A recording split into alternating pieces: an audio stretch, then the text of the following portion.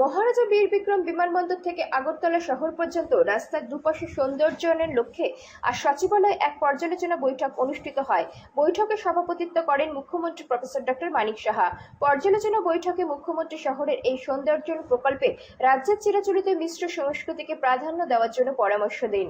স্থানীয় শিল্পীদের যুক্ত করে এই কাজকে আরও আকর্ষণীয় করার ওপর মুখ্যমন্ত্রী গুরুত্ব আরোপ করেন। সৌন্দর্যায়নের কাজে গুণগত মানের ক্ষেত্রে কোনো রকম আপোষ যাতে না হয় সেই দিকে লক্ষ্য রাখার জন্য মুখ্যমন্ত্রী প্রকল্প রূপায়ণকারী কর্তৃপক্ষকে নির্দেশ দেন। এছাড়া এয়ারপোর্ট আগরতলা সড়কে দ্রুত স্ট্রিট লাইটের ব্যবস্থা করার জন্য বৈঠকে মুখ্যমন্ত্রী গুরুত্ব আরোপ করেছেন। বৈঠকে জানানো হয় আগরতলার রাধানগর মোটর স্ট্যান্ডে একটি আকর্ষণীয় ফুট ওভারব্রিজ নির্মাণ করা হবে। মূলত ভিড় এড়াতে এবং পথচারীদের সুবিধার্থে এই ফুট ওভারব্রিজটি নির্মাণ করা হবে। দৃষ্টিনন্দন এই ফুট ওভারব্রিজটিতে দুপাশে মোট 4টি অ্যাক্সিলারেটর লাগানো হবে।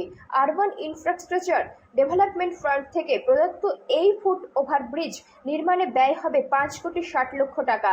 বৈঠকে আগরতলা পুর নিগমের কমিশনার তথা স্মার্ট সিটি প্রকল্পের মুখ্য কার্যনির্বাহী আধিকারিক ডক্টর শৈলেশ যাদব প্রস্তাবিত সৌন্দর্যায়ন প্রকল্পের একটি রূপরেখা সচিত্র প্রতিবেদনের মাধ্যমে উপস্থাপন করেন।